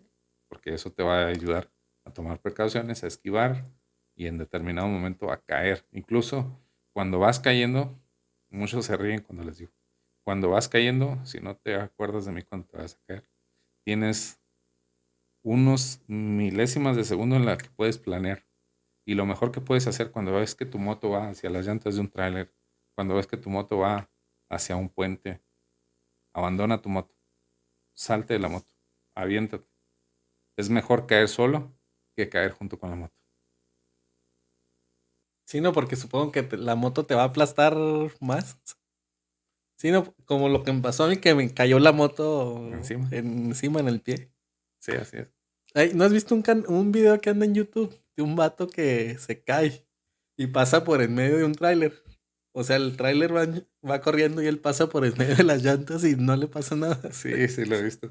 Y hay tantos videos, te digo, en esa campaña que vimos, publicamos mucho. Ahí los puedes ver se llama el grupo en Facebook, Grupo Ujú. Hermandad Biker de Chihuahua. Ahí hay bastante material de esa campaña. Este, Hay un video en el que me sorprende mucho porque dice, en un segundo las cosas pueden cambiar. Entonces va el motociclista y se pasa un semáforo de amarillo a rojo, Ujú. se lo pasa y en eso se cruza un vehículo. Entonces él logra esquivarlo, pero adelante está otro vehículo. Entonces en el video dice, en un segundo tu vida puede cambiar. En ese segundo esquiva el primero, pero se estrella con el segundo que está dando vuelta a la derecha. ¿Qué sucede si no? Entonces ahí vienen las cosas. Se prende el semáforo en amarillo, haces tu alto, pasa el otro carro, se prende en verde y sigues. Entonces, digamos, en esa toma de decisión, son milésimas de segundo. ¿Me paso o me quedo? Oh my God. Sí. Fíjate que cuando yo saqué mi licencia, no sé si aquí en National lo hagan, pero en Chihuahua saqué mi licencia y nos ponían muchos videos. De hecho, nos pusieron un video de eso, en un alto precisamente, ¿Qué donde, haces? nos decían los de tránsito, a ver, ¿qué pasó aquí? ¿Quién tuvo la Y como que todos dijeron, no, pues tuvo la culpa el automovilista porque el automovilista se pasó el auto. Y luego le dice, sí, pero ¿quién está muerto? Y decía, no, pues el de la moto. Aunque lo haya hecho bien, no se haya pasado el alto. Entonces, ¿qué te dice? Pues que no puedes confiar en que el otro va a ser alto, tienes que tener tus sentidos al 100 y toda la precaución. Manejar a la defensiva. Ujú. Sí, más vale. Sí, más vale. Bueno, aquí regresamos después de una pequeña pausa. ¿Y en qué estábamos? En que las reglas de seguridad, ¿no? Como que siempre tienes que ir muy manejar a la defensiva. Así es. Pero, ¿qué no dijiste que te ibas a comprar otra moto? Sí. Ah, ok. Ahora sí. Ya encontré. Sí. No, sí, tienes que ir a la defensiva, tienes que manejar a la defensiva. Y manejar a la defensiva no significa que vayas tirándole la madre a todos, ¿no? Sino significa que vas a ir observando todo lo que sucede a tu alrededor, vas a ir previendo lo que pudiera suceder. Si voy atrás de un tráiler, si se le poncha una llanta, si voy cruzando un alto y si alguien se pasa el alto, voy a rebasar, qué tanta distancia tengo con el que viene. Están todos los vehículos detenidos. Me quedo al final de la cola de espera en el semáforo. ¿Y qué tal si viene un distraído contestando el teléfono y me hace acordeón con el carro de enfrente? Sí. Entonces, mejor circulo entre carriles detenidos hasta la parte de enfrente del semáforo. Aunque muchos se molestan, pero lo Sí, hacemos no, por eso. muchos automovilistas se enojan por eso. Sí, nosotros lo hacemos por eso, porque muchos de los accidentes en los altos, en los semáforos, suceden porque va un conductor distraído y no se da cuenta que el semáforo se puso en rojo Ujú. y va y ensarta a un motociclista con Sí. el que está enfrente. Anda. Como que si vas en el carro y te dan un empujón por atrás, pues No pasa nada, te ponen un collarín y ya no. Pero si en la moto, te sí, hacen acordeón. sí, no, ya valió gorro. Así es. Sí. Invítanos al tu grupo de Hermandad Biker, ¿dónde los encontramos? Ah, claro que sí. ¿Cómo los contactamos? Mira, el Hermandad Biker de Chihuahua está en todo el estado de Chihuahua, tiene presencia en todo el estado. Eh, son cerca de 130 motoclubs, más o menos los que están dentro de la hermandad, con uno o dos miembros, todos están. Este, tenemos presencia, te decía, en 12 regiones, desde Juárez, Casagrandes, Chihuahua, Cuauhtémoc, Meoqui, Delicias, Camargo, Jiménez, Madera, Ojinaga. En todos lados te vas a encontrar el parche de Hermandad Biker de Chihuahua. Ujú. Y en las redes sociales te los vas a encontrar en Facebook, sobre todo, en el grupo que se llama así precisamente, Grupo Hermandad Biker de Chihuahua. Ok, Ahí están, ahí publicamos los eventos. Principalmente tratamos de que el grupo se mantenga solamente en eventos y en eventos importantes. No, ahí no dejamos, no se publican ni ventas, ni rifas, ni se busca, ni cosas así. Solamente asuntos bike. ok. Tenemos otro grupo de ventas que entonces ese sí es HBCH, Hermandad Biker de Chihuahua, las iniciales. Ese es el grupo exclusivo para ventas. Si alguien quiere vender algo de motociclistas o algo, lo sube ahí, a los demás ofertan y compran y todo eso. Y nosotros dentro de la hermandad nos manejamos principalmente por las redes sociales como WhatsApp. Tenemos grupos en cada región, Ujú. tenemos un coordinador en cada región que a la vez coordina los grupos de su región y los motociclistas que se van agremiando en cada región. Yo como presidente estatal coordino esos grupos y coordino la función de toda la hermandad. ¿Qué es lo que tratamos nosotros como Hermandad Biker de Chihuahua de hacer? Es principalmente promover la amistad, promover la hermandad. Muchos motociclistas nos decimos hermanos Ujú. y muchas veces cuando vas apurado y ves uno tirado, haces como que no lo viste, ¿no? Entonces, de eso tratamos de abolir, tratamos de que nos ayudemos todos. Aquí, de repente hay algún accidente o algo y a mí me hablan, me contactan, yo salgo, voy, busco, trato de ayudarles en lo que puedo. Igualmente, todos en su región.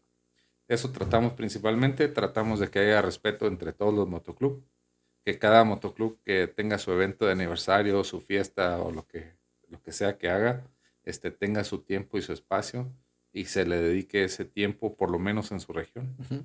eh, este, con la fecha previamente agendada. Manejamos un calendario de eventos y en ese calendario de eventos te decía, no permitimos que se agenden dos eventos de la misma ciudad. Es difícil, sabemos que es difícil porque, por ejemplo, en Ciudad Juárez son cerca de 230 motoclubs los que hay, de acuerdo al último conteo, 220, 230 motoclubs. Entonces es difícil de que en una ciudad tan grande no haya dos o tres eventos en el mismo fin de semana. Ujú. Pero sin embargo, los que están agremiados a la hermandad, tratamos de mediarlos para que en una semana uno y en la otra semana el otro, tratando de que todos tengan la oportunidad de apoyar a un motoclub en determinada fecha y que no, vamos a decir, que todos tengan el conocimiento de todos los eventos del estado en cada fin de semana, para que ellos puedan decidir, bueno, voy a rodar nada más a Chihuahua, o voy a ir a Madera, o voy a ir esta vez a Ojinaga, a Jiménez, o sea, que tengan oportunidad de decidir. O voy a hacer un tour y voy a ir y voy a visitar a Eslabón Biker de la Junta, a Cuauhtémoc Choppers de Cuauhtémoc, a Amigos Motoclub de Chihuahua, a Pancho Villa de Parral, o sea, que cada quien sepa a dónde va a dirigirse y con quién. Y no solamente eso, en los grupos pueden encontrar los números de teléfono Ujú. de todos los integrantes, de la mayoría de los integrantes, y pueden encontrar los números de teléfonos de los presidentes de los motoclubs. Y como asociación dirás, bueno, esa asociación pues nada más permite motociclistas y nada más permite motoclubs, ¿no? También tenemos asociaciones dentro de la misma asociación. Está MODAC, está Unión de Motociclistas de Parral, está dos o tres asociaciones más, Mujeres Biker de México, Mujeres Biker Internacional. Entonces, somos inclusivos, muy incluyentes, sin distinción de género ni de cilindrada. Y pues principalmente eso es lo que tratamos de apoyar. Tratamos de aportar, de ayudar, también cuando hay eventos de apoyo social, como por ejemplo ahora en diciembre hay eventos de Juguetón, Ujú. para los niños de la sierra, Carishí, toda esa parte de la sierra, Matashi, Temosashi.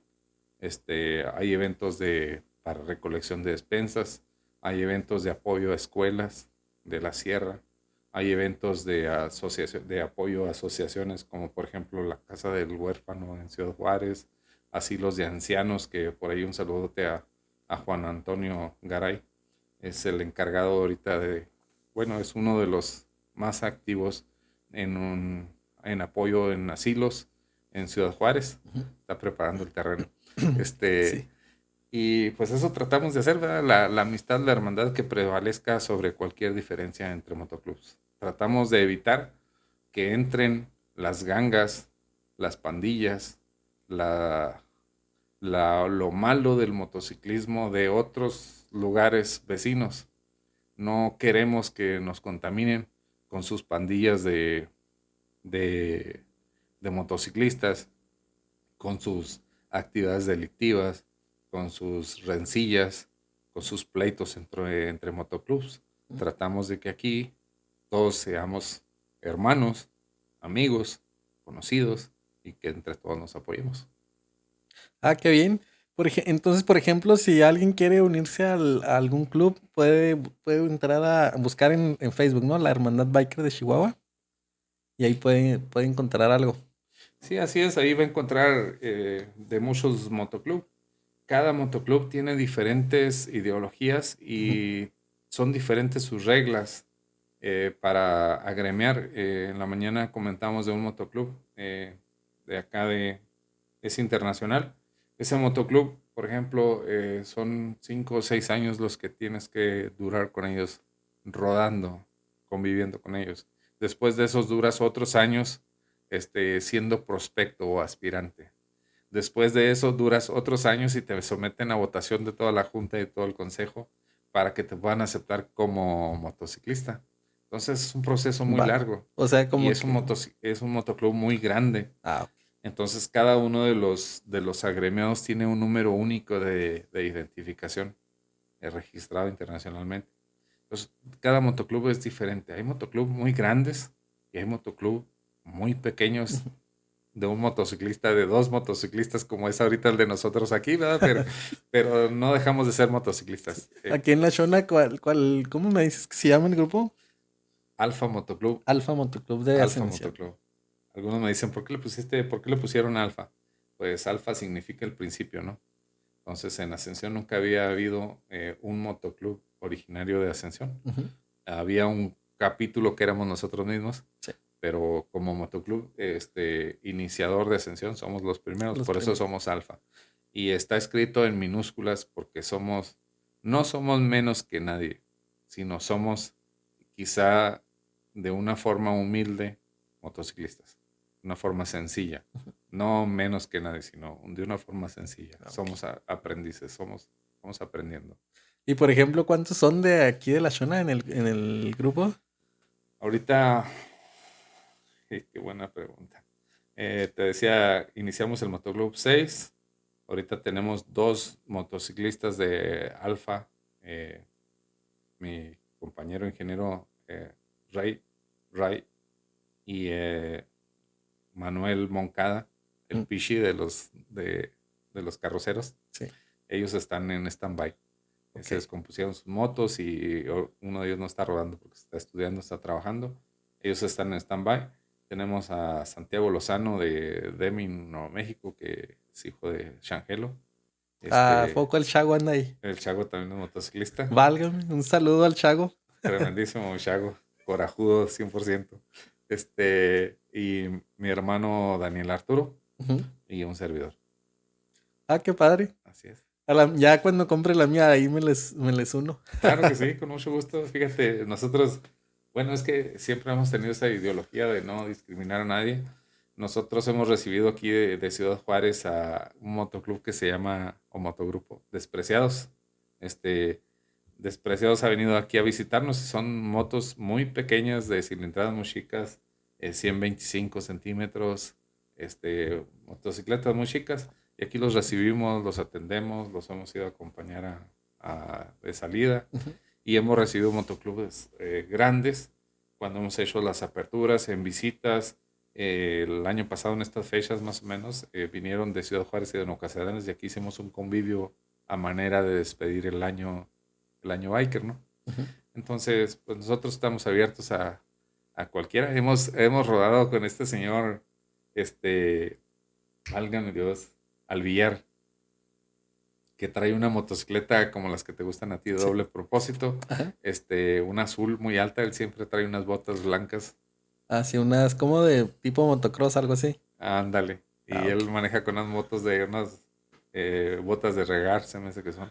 Ah, Entonces, sí. el señor, todos mis respetos, le gusta mucho tomar fotografías y lo hemos invitado al Caracol para el lado de Casagrandes Viejo Ujú. y nos ha acompañado y hemos rodado con él a 80 kilómetros por hora, 60 kilómetros por hora sin problemas, muy a gusto. Nada más el problema es que como era domingo y había baile en la Plaza de los Viejitos, le dicen ahí en Casagrandes, Ujú. enfrente de Tortas Parra, Sí. este, todos los domingos hacen baile, todos los viejitos van ahí, cantan grupos y les gusta mucho bailar. Entonces, como ayer era el evento y empezó la música para los viejitos y él está un poquito mayor que yo, entonces ya se quería Ya quedar a se bailar quedó. y así, era el único problema con el buen Pete Alviarse. Así es. Ok, no, pues fíjate que teníamos por ahí otros temas que tocar con de la CFE, de la presa Palanganas, pero pues yo creo lo tocamos en otra entrevista porque ya nos extendimos mucho.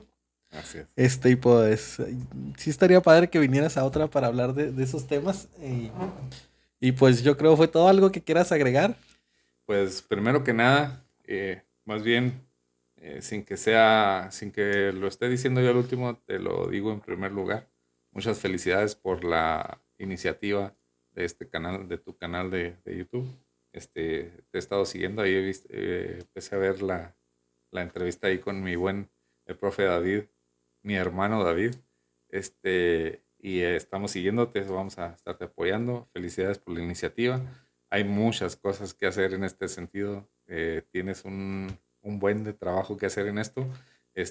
La cosa en los streaming o en los canales de redes sociales o de internet es un tema muy importante, muy abierto, que tiene mucho campo de acción. Y yo sé que tú lo estás encontrando y te deseo mucho éxito. Te felicito nuevamente y agradecerte tu invitación a través de mi buen profe David, tu tocayo. Sí, sí, el tocayo. Saludo al profe David. Saludotes, canijo. No, pues sale, gracias. Gracias, Raza, por acompañarnos. Este fue su podcast del abuelo en el episodio número 7. Tuvimos por aquí a Horacio Rueda. Y pues muchas gracias. Denle like y suscríbanse. Suscríbanse, denle like, por favor. Gracias.